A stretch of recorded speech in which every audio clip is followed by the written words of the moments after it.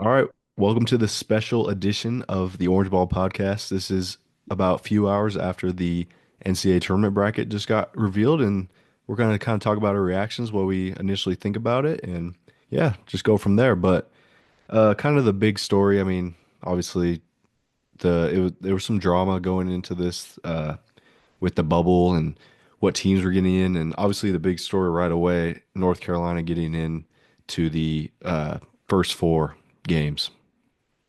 Yeah, I don't know, man. I don't really understand it at all. Um, I think there is probably an overlaying problem here, and that's I think there's so many metrics that you know the committee can use when they're picking these teams, and I think for North Carolina's sake, they kind of like their net ranking, which was in like the mid 30s when compared to the other bubble teams, but I don't understand how you give a team, 12 opportunities to win a quad one game. They win one of them. They have three losses to teams that aren't in the NCAA tournament. I would assume that that is enough to say it's probably not an NCAA tournament team, and the committee's eyes it was. And also, the chairman of the committee is North Carolina's athletic director, so that doesn't help anyone's cause when you're looking at it from a whole like that.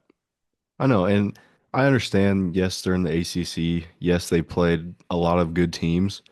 But if you're going to take the whole quad system into, like, if you're going to play it that much into effect of determining these NCAA teams, like, you got to at least win one more than one game and not lose to these teams constantly. I mean, just going off of common opponents, and we look at Boise State, who got left out. They beat Clemson by what, 13, and meanwhile, North Carolina loses to them by 20. So I don't know. Yeah, It's just it's it. I think the frustrating part for most people is like you know they they pick and choose kind of where they want to look at, and um, yeah, I think there's the teams that a lot of the projection guys, the Jerry Palms of the world, the Lenardis of the world. I think they kind of had it completely flipped when you were looking at like who's in, who's out. Where I think a lot of people thought Texas and Xavier were going to be out, and that game would have been Indiana against Boise State or Ohio State. Um, yeah, just the North Carolina thing seems to me to be a lot of about the name on the front of the jersey. Um, and yeah, it's probably going to have great ratings in Dayton on Tuesday when they play San Diego State. But I mean, when you have that many opportunities to win, I mean, they win one or two of those games, and fine, that's fine. They have probably the same amount of as Indiana had. I don't think Indiana had lower than a quad two loss all year.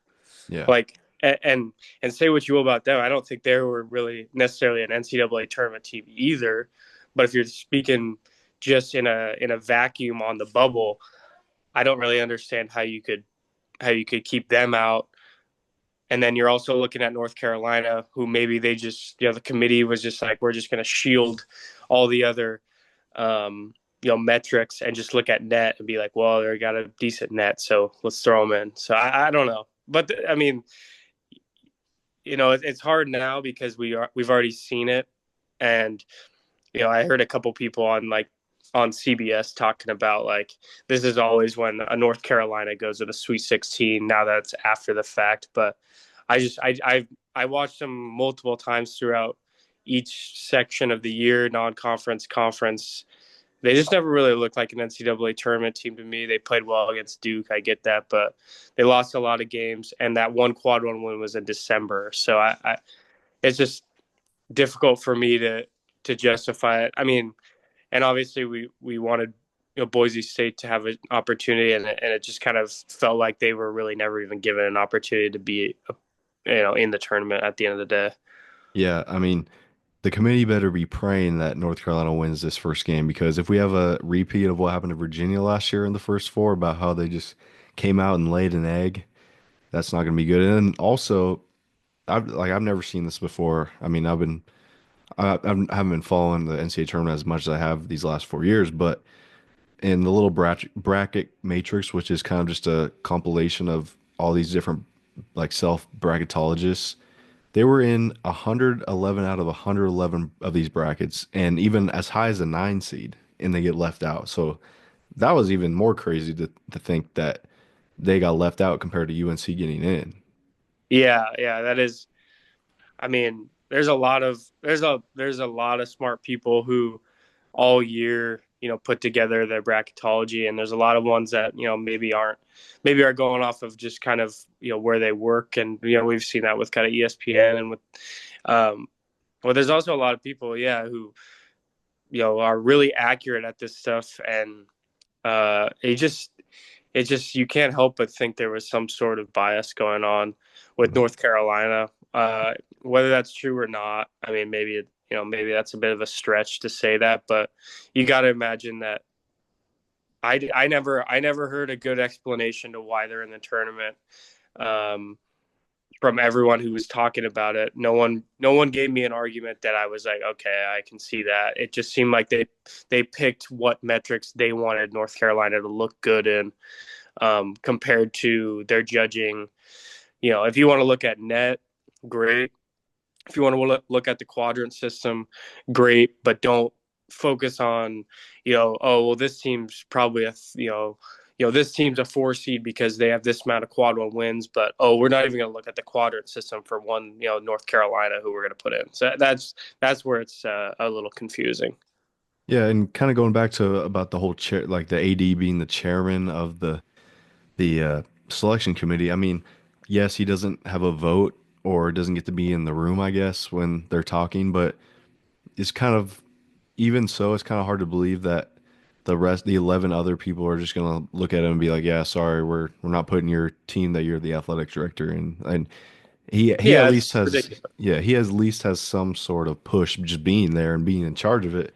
Not to mention it's his last year doing it, I believe, as well. Yeah, no, I heard a couple people say that, and then it's like, so you really believe that when he leaves the room for whatever amount of time they're talking about North Carolina, they're going to start really trying to decide? No, they understand when he walks back in the room, they're not going to tell him, yeah, we had to keep out the Tar Heels from the tournament. No, whether that's true or not, that's just a terrible optic to when you have a team that has proven on, and that's also the thing that gets brought up a lot with the committee is they always want to say like, oh, we're focusing on proven metrics or game metrics that have already happened. No, we don't want to dig too deep into predictive metrics.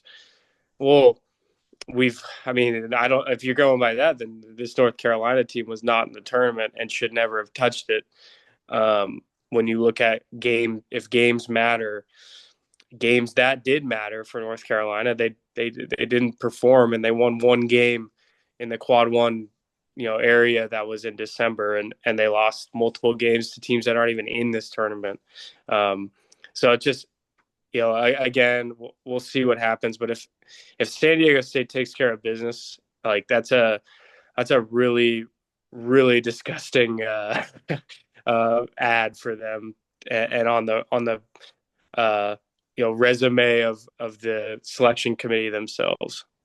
Yeah, and also kind of I was wondering like I know that the committee has some sort of bracket made before the conference tournaments, but it seemed like the outcomes of the conference tournaments really don't play a huge factor. I mean, when you look at like Louisville, for instance, they made a run all the way to the ACC championship and they get an 8 seed, which was really surprising to me as well as other people because some people thought they should be maybe a 5 or 6. Yeah, and we could jump into that in a minute, and then like in the actual seeds. But I definitely I was pretty surprised they were kind of one of the first names to come off the board. But um, yeah, I saw something that said basically the only game that was going to switch anything was Memphis. If they would have lost to UAB, which I guess would have then knocked someone out. I don't. Yeah. Anyway, So it that should have was been kind of. Carolina, but we don't know. Like they could Yeah, have kept them exactly. in. Yeah, they could have kept them in, and yeah. So that was the one game that I think only really mattered today in seating wise, which is just I get it, but then if it's really that way, why do we play games this morning, like, why do we even do that? Like, why would you, if you're I know this has been a big thing for like Tom Izzo's teams, but like he said before, I think to some people, he doesn't mind losing early in the conference tournament because, first of all, it doesn't do that. You can't do that much better, and you can't do that much damage if you're already a tournament team, and you get a couple extra days of rest, um, and just be able to watch Selection Sunday from your own arena or wherever, and then especially if you're already in the tournament. So that's kind of one of those things too, where I love the conference tournaments, but if we're really deciding on Friday who's in, what seed you are, and you can't help yourself, then why are we playing games for, especially in the Big Ten or those leagues where Wisconsin and Michigan are playing today. None of those seeds were going to be changed today anyway. Yeah. I mean, if we want to transition into maybe kind of the actual seeds, Yeah, do you want to should we just go through each regional yeah, and pull go it up. through that way? Um, So yeah, the number one overall seed goes to Auburn. I don't think. I mean, they slipped up. I get it a couple times late in the year, but they also talk about that body of work um, throughout the whole season. You can't really deny how many games they've won, how many quad one games. I wasn't. I think that them being the number one overall seed was kind of decided uh, a couple weeks ago, and it wasn't going to change if they lost out. Yeah, because I could have easily seen Florida take the number one spot, and I think they should. Think they're not really as talked about. I mean, obviously they're number two overall, but they could have easily slid in that number one. Um, yeah, next Louisville Creighton. Yeah, Like we that's said. a doozy of an 8-9. Yeah. And that's also a doozy of a game for Auburn. Mhm. Like realistically, that's not a no gimme. And like either one of those teams that wins, like really good teams. And I was surprised by Louisville being an 8 seed. Yeah, and I don't know. I think Creighton is probably an 8 or 9 seed. Even they made a run in the Big East, but yeah, I would. That's a bad draw for Creighton, I think, especially since they use, especially with Ashworth, and he's usually 3 for 18, or he's hitting every Yeah, single three. So that could go yeah, either. they've got plenty of pieces to make a run. Mm. And that one, I just was surprised that they would put kind of that 8-9 matchup in Auburn's grouping. I was a little surprised by that. And it's in Kentucky, I believe. And I think that's why a lot of people are saying that that's why they put him there because it's in Lexington. So I mean that's gonna be a Louisville home game basically. Yeah. Um, so I can understand the gripe of the seating, but you also you get to play close to home, so that's not bad. Yeah. In the 5-12, Michigan, UC San Diego. This is a lot. I know a lot of people were thinking UC San Diego might win this one. What do you think? I know. I think even if you look at the next grouping of Yale and A&M, like I think these will be some popular 12-13 round of 32 game type thing. But yeah, I think both of those teams are capable of winning. Uh, Michigan, I I've been up and down on Michigan all year. They looked. I mean, that game against Wisconsin today was just bad. I mean, both teams just couldn't shoot. It was pretty ugly. They won the game. Um, I think UC San Diego is, whenever you're a 30 win team, that's pretty impressive. And watched a little bit of them, throughout the year, as it kind of one of the big time mid majors, and they're going to the tournament for the first time. So I think that'll be a popular 12 seed pick, I would assume. Yeah, and you're right. Even for the next one, Texas A&M Yale. I mean, there's always an Ivy League school that, like last year with, or 2 years Yale, ago with Princeton, or was that last year or 2 years ago? Yale last year But against Yale, Auburn, yeah, Yale over Auburn last year, and then and then Princeton the year Princeton before. over Arizona. And then we got Ole Miss, and is that the San Diego State UNC? Yeah, Yeah. Hmm. yeah. I mean, I think that's I think San Diego State. I would assume they're going to be healthy. Like I think they can get by North Carolina. I think they probably lose to Ole Miss. I think they're young. Like they're still young with that. They don't have like the proven. I guess they have some guys.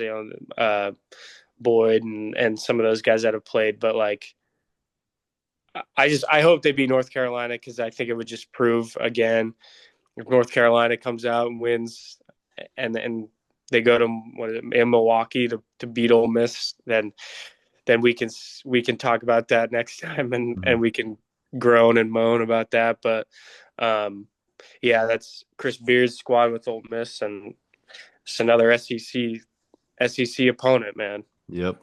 So there's 14 of them, so you're probably gonna Yeah. run into one at once. Iowa State Lipscomb. I mean, I haven't watched Lipscomb this year actually, but probably Iowa State's gonna easily take that. Yeah, I think the only thing that people will probably be worried about is Gilbert's out for the rest of the year. I heard.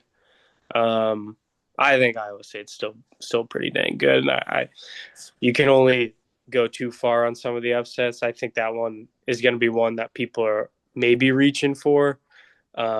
Again, I haven't watched a ton of Lipscomb this year either. So, but Iowa State seems they're a really good team, I think, and that'll be a tough matchup for Lipscomb. But I don't like to call out the, the this won't be an upset because that's when it happens. Yeah, But especially with your um, jinx. yeah, the Jinx has been actually looking okay. I with the Florida kind of run this week, so maybe we're on the right track at the end of the year. But Yeah. um, yeah, and then that next one's actually going to be really fun, and that's Marquette in New Mexico. That's a really fun game.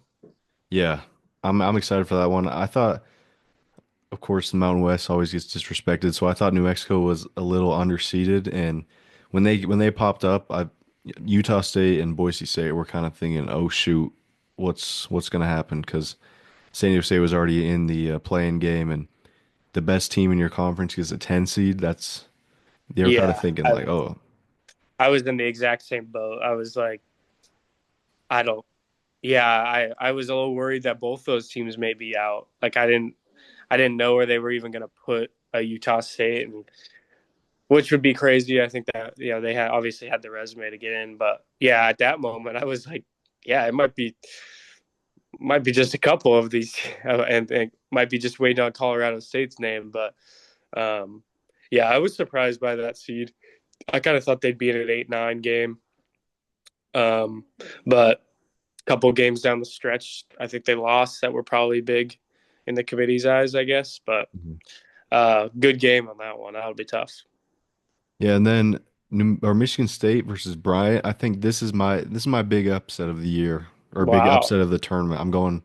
I watched Bryant in their championship game, and they got four of their starters averaging over 10 points, and we all know about the Michigan State and the two seed. Like they've Yeah, it's happened before. yeah.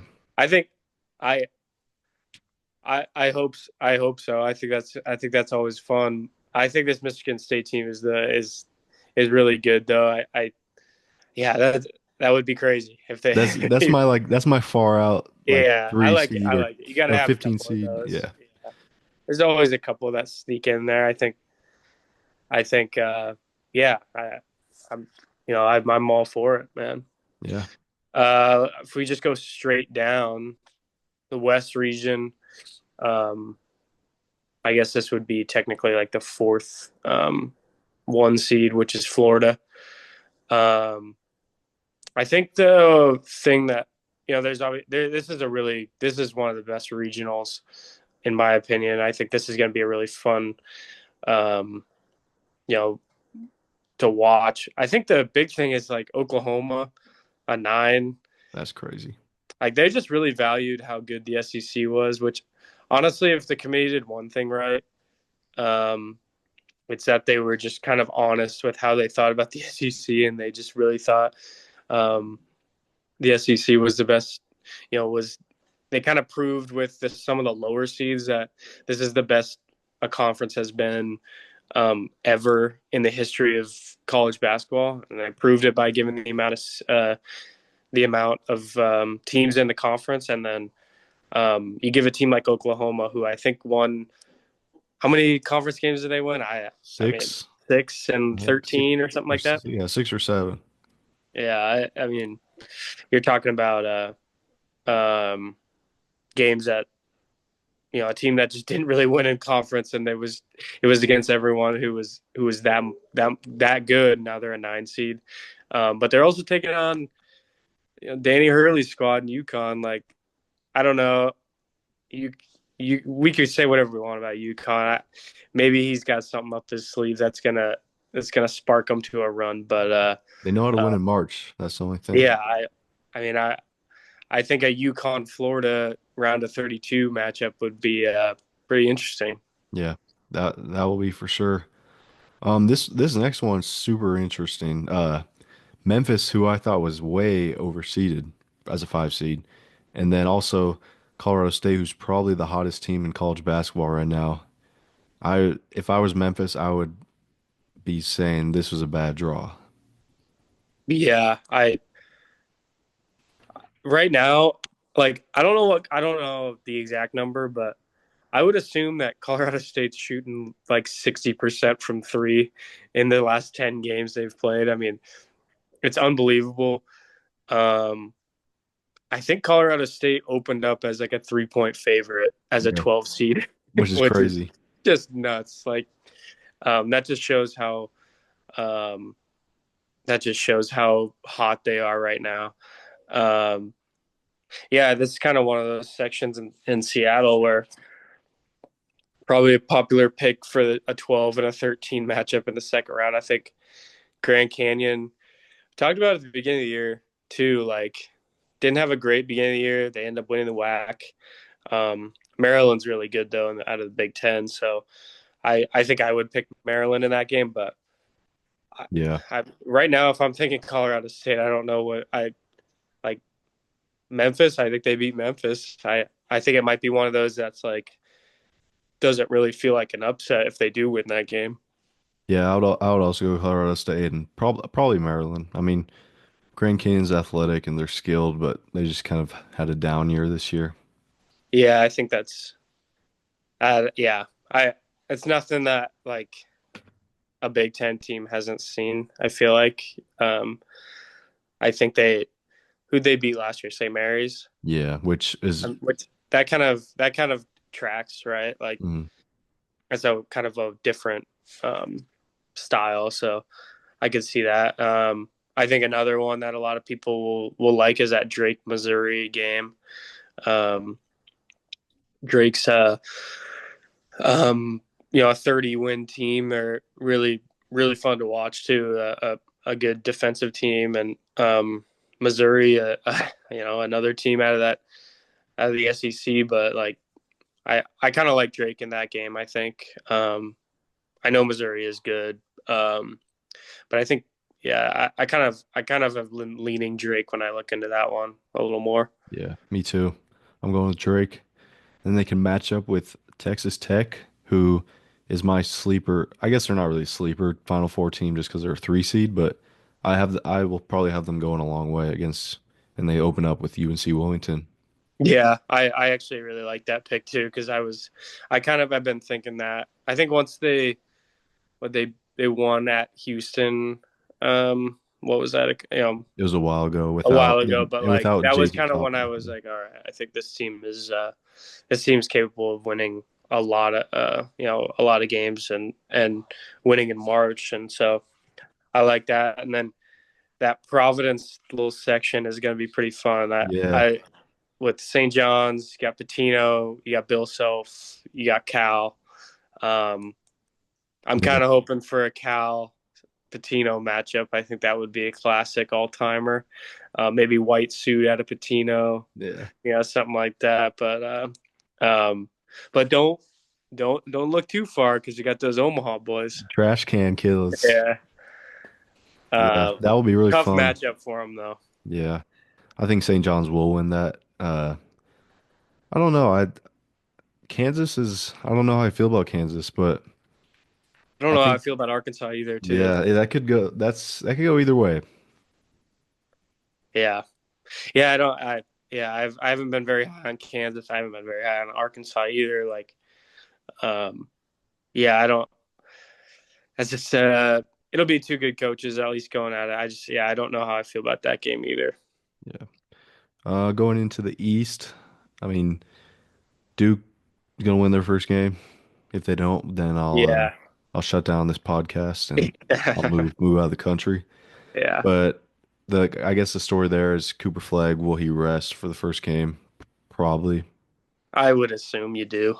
Yeah. I That I mean, mean, you're getting to play in 16 and um in American or Mount St. Mary's. I would assume they probably shut him down for the game.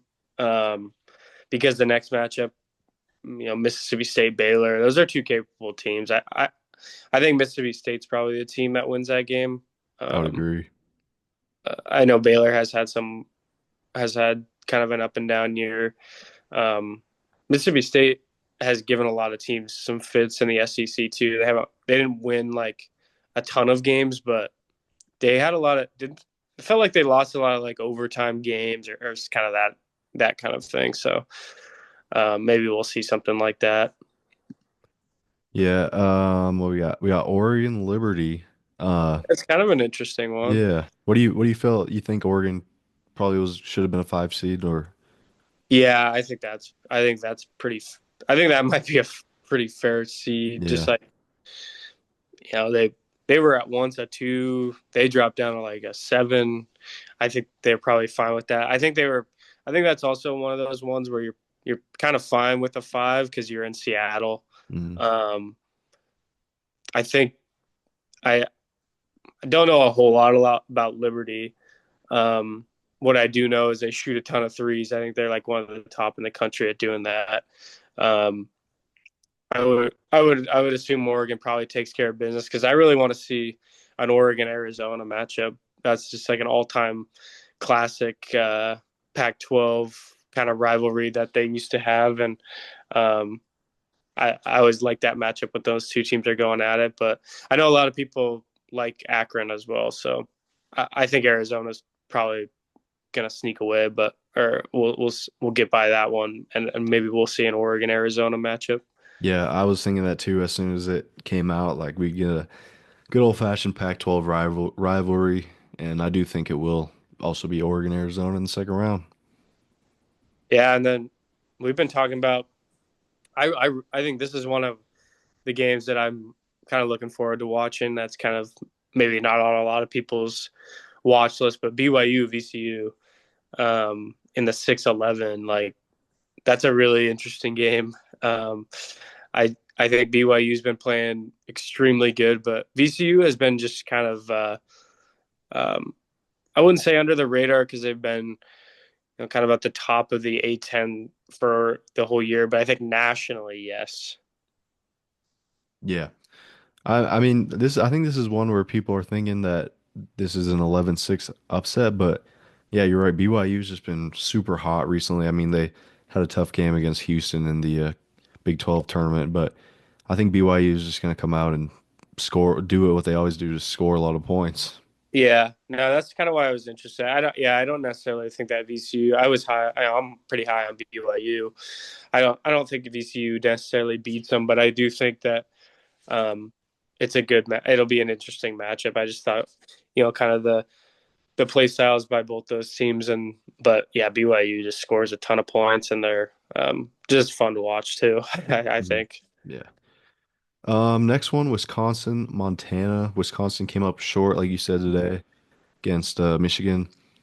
Um, this is an interesting one. I've seen Montana a few times, but I think Wisconsin probably takes this one easy. Yeah, I think I always kind of like to see a team that maybe lost in the semis or in the finals, kind of in a brutal way. Wisconsin was up most of that game. I always kind of like to watch their first game because they usually respond quickly, and if they don't, they probably lose. Right? Like a lot of these teams are going to come out, especially at Wisconsin. Like I think Tanji was could not hit a bucket today from the field, and like he was struggling. I wouldn't be surprised if they come up and kind of smack around Montana just to like open up the game, just because of how that game ended against Michigan. That's something that I was like interested to see. Yeah. Next one we got St. Mary's Vanderbilt. This one, to me, this screams Vanderbilt. I don't know. I just, I'm really struggling with St. Mary's after that game Mhm. in Vegas like last week. Like, I'm, it's just hard for me to. They're a great team. They are great coach, great Marshallonis and Mitchell Saxon, like, but their style is kind of the worst possible style to pick with in March Madness because they're trying to control the game. And when they get down by a certain amount of points, it's kind of almost like football where like we can't throw it well enough, Mm. to score a bunch of points. So that's kind of how they are. And Vandy's a team that's beaten a lot of good teams too. Yeah, and especially with that SEC matchup for St. Mary's, I maybe I might be wrong, but I'm hitting Vandy for sure. Like I could, I have a hard time seeing St. Mary's scoring more than like 72 points when Vandy could probably, all these SEC teams are playing games in the 80s and 90s. It feels like every night. Like Mhm. it's completely different contrast, and it's for me after watching St. Mary's against Gonzaga. It's like if they're not making threes, that's a real issue going forward. If they can make a couple and control the game a little better, then maybe. But yeah, I kind of like Vandy in that one. Yeah, I would agree. Alabama, Robert Morris. I just Bama's just too good offensively. Yeah, that's one of those that um, yeah, it's kind of Alabama may have an off shooting night, but they're still going to score like 85 points. I don't think they'll give up more than that to Robert Morris. So Yeah. Midwest next. This is the last yeah, one. Houston against Edwardsville. thanks for coming out. I think I'm gonna go to Houston go Houston on this one. Yeah, this is one of those games that Houston will probably be up like 25-4 or something like early. Like this is one of those games that I get all high on Houston because they take it to teams that are not as good as them, and they're just they kind of put their hands on the throat of teams that like a 16 seed. They've done it in years past. Um, it's the next game where it's going to be interesting at that Gonzaga Georgia game, man. Like again, Georgia's a capable team. They've beaten some of the best in the SEC as well, and Gonzaga is playing completely different than they did, and maybe in January at this point. Yeah, Battle of the Bulldogs for the 8-9. Yeah, I think Gonzaga's gonna have to play up to their standards definitely for this one. I mean, some games that we've seen this season, like they're not playing their best, but I mean, they have been on a roll recently with the WCC championship. So I think this one's a toss up for me. I don't know. Yeah, I'm struggling with that too. The thing is, I I don't even think they played that well in the True. West in the championship game. Like One for I wasn't 15. like I didn't come out of there being like, oh wow, Gonzaga is like that wasn't the Gonzaga that we've seen where they you know in previous years Gonzaga's teams, Gonzaga is a team that when they go on that 18-3 run, like in the second half, then they really stick it to you. They don't really have the dagger 3-point shooting guy that they usually do. So that's where I get a little worried about them, and also just the SEC style of play too. Like it's the same that we were just talking about with how high pace it is. Yeah, for sure. This next one is super kind of, I guess. this kind of happened last year with McNeese when they played Gonzaga. Like everybody was saying, "Oh, this is my upset," and Gonzaga ends up beating them by 20. I think this is a little similar. I think a lot of people will be high on McNeese just because of the hype and the Amir Khan Yeah. manager and Will Yeah. Wade. But I think Clemson is going to take care of them. Yeah, that's funny because right when that popped up, I was waiting for them because I kind of thought they'd be in that 12 again. And like when I saw Clemson and then they popped up, I was like, that's just, yeah, for as much as I would like to see that McNeese win, I think Clemson's capable of making a run like they did last year again. So, yeah, that's just a tough matchup for McNeese, I think, again this year. Hmm. I agree. Then they meet up with Purdue and High Point. I don't know. This isn't. I think High Point could knock them off definitely. Yeah. What are your thoughts? Yeah, this is one of those ones I think too where Purdue team that hasn't been playing great as of late. Um, and I didn't know a whole lot about High Point, and I think that was a lot of learned a lot today about them, just like from the experts talking about it. And that's kind of one of their picks too. So I could definitely see that being a game of interest for the upset bid people, and yeah, I could definitely see that. And then the next one's this one's well the play-in game with Texas and Xavier. The winner gets Illinois. I I guess this might be one where um, I think for Boise State fans, you're probably going damn, because I think especially if you're playing Texas or Xavier, I think those are winnable games. Um, I think whoever wins that game is more than capable of beating Illinois too.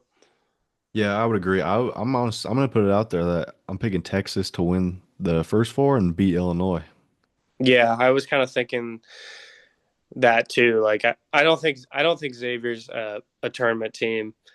Um, I think Texas probably is, um, which again they're kind of one of those SEC teams. It's like they'd win a lot of games, so it's kind of hard to they didn't win a ton, so it's kind of hard to gauge. But I also think they're better than Illinois, so Yeah, yeah, it's just kind of how that played out. And then um, Kentucky, Troy. I think Kentucky probably wins that game. Um, unless you think differently, I mean, we could just move right past that yeah. one. But I no, I agree. I like the next matchup of UCLA Utah State. I think I we've both watched Utah State a bunch this year. Um, I think what happened, kind of how they struggled, was that a lot of teams got used to how they play when that zone. Um, but when you're a team that hasn't played against their style of defense, I think that's where it gets interesting. I think that's how they could win a game. UCLA is kind of an interesting matchup for them. I think that could be a game where I wouldn't be surprised if Utah State won that game. I also wouldn't be surprised if UCLA wins that game by like 25 points. Yeah, I mean, I don't think UCLA is that good, and I really don't think Utah State's that good either. So Yeah. it's kind of just the mid-off battle of the Yeah. mids. I think that Utah State's zone takes a while to get used to. And I think that's why a lot of teams beat them on the second go round in conference play. Um, because it was like, okay, we got this figured out. But if you're UCLA, you probably haven't played against something, it's kind of wonky kind of zone that they play. So there's one that, maybe could be interesting. And um, yeah, again, not really crazy impressed with UCLA. Yeah, Probably say the same thing about Utah State. yeah. And then the last game of the first round, we've got Tennessee and Wofford. Yeah, I think Vols. I think Yeah, they're uh, they're a good team. I think they're capable of making a run, and they kind of have.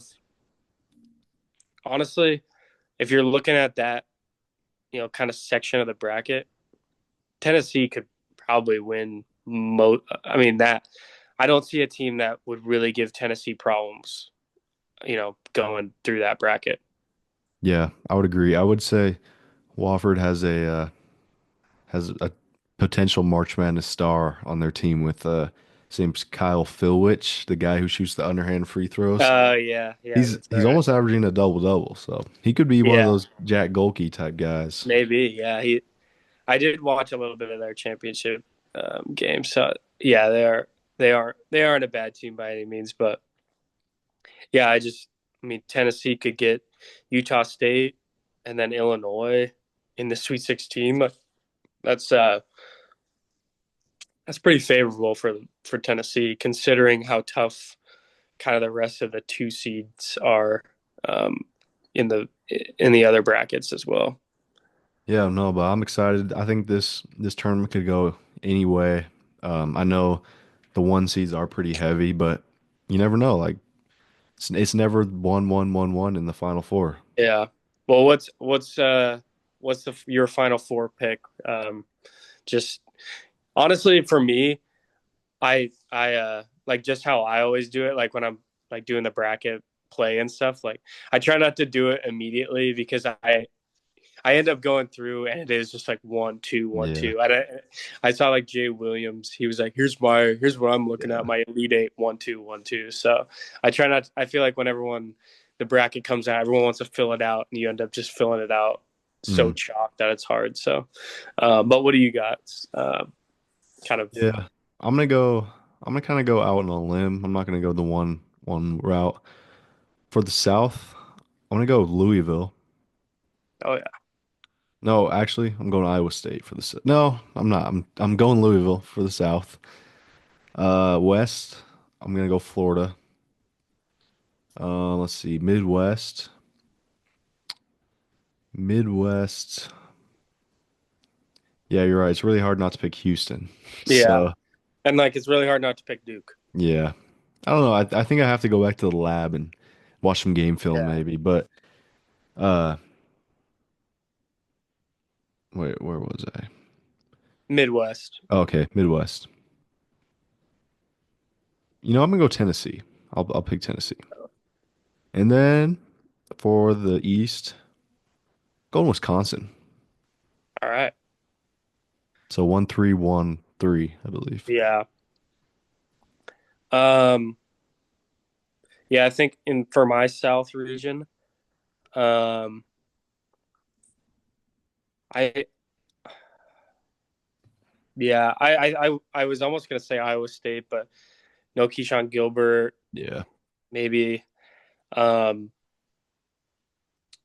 let me go with Michigan State I like it. because I like it.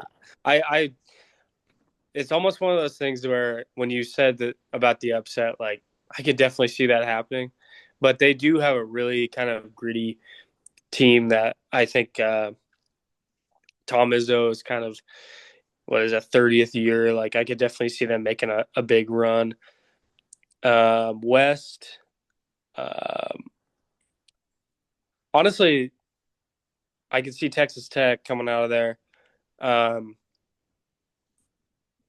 for me, that's such a tough region because for the national championship, I really think it might come out of that region and with Florida, Texas Tech, St. John's. Um, but I'll take I'll take Florida to come out of there, and then yeah, it's just difficult not to go Houston Duke, right? Yeah. Like, and it's also just because I want to see those matchups too. Mhm. Um, but if I had to say anyone crazy, BYU Final Four. I like it. That's a good pick, I think. Yeah, I guess if we're going kind of crazy, not crazy, but um my kind of out there pick, I'll put yeah, I don't know, it's hard. yeah. It's it's like it could be a year where it's pretty chalk, which is not Mm. bad because the teams are so good and fun to watch. Still, it's not like one dominant team. You know what? Uh, I'll say for the South, I'm saying Michigan to the national championship. Keep it rolling right into the yeah. But That's not I mean, Yeah. there's always something crazy that happens. So we'll I know we're in a bracket pool together, so we'll have to put something Yeah. together. Yeah. I'm excited, man. It'll be fun. And it's always, yeah, it's always fun just to look and see the matchups. And yeah, every time I do it, I fill one out early and I'm like, all right, I can't be doing Yeah. that. Can't be having Yeah. all ones. But yeah, Um, I mean it's game start Tuesday, first four, and then first round start Thursday and Friday. I'm excited. yeah. Yeah. It'll be super fun. And, um, yeah, that Tuesday first four with Carolina and San Diego State's um, just going back to it real quick. It's almost like that is well, that one's gonna get some views. That one's gonna get the ratings. So I don't know if that had to play into it. That's probably a little bit of a stretch, but I don't know, Oh, man. I would. Yeah, okay, you could be onto something, but we'll never know. Yeah, I mean, moving forward to this week, we're gonna have a kind of pre-episode before the first round starts. We're gonna hopefully have Nick from Mid Major Madness on, get his thoughts and kind of his games to watch or who he thinks could make a run. So excited for that. Just stay tuned. yeah.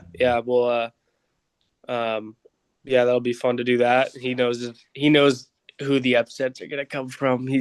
He knows what he's talking about with that kind of stuff. And then um, yeah, maybe this weekend we'll do something again to after maybe the first couple rounds. Yeah. Awesome. Well, thanks for tuning in, and we'll see you guys later this week. Thanks, guys.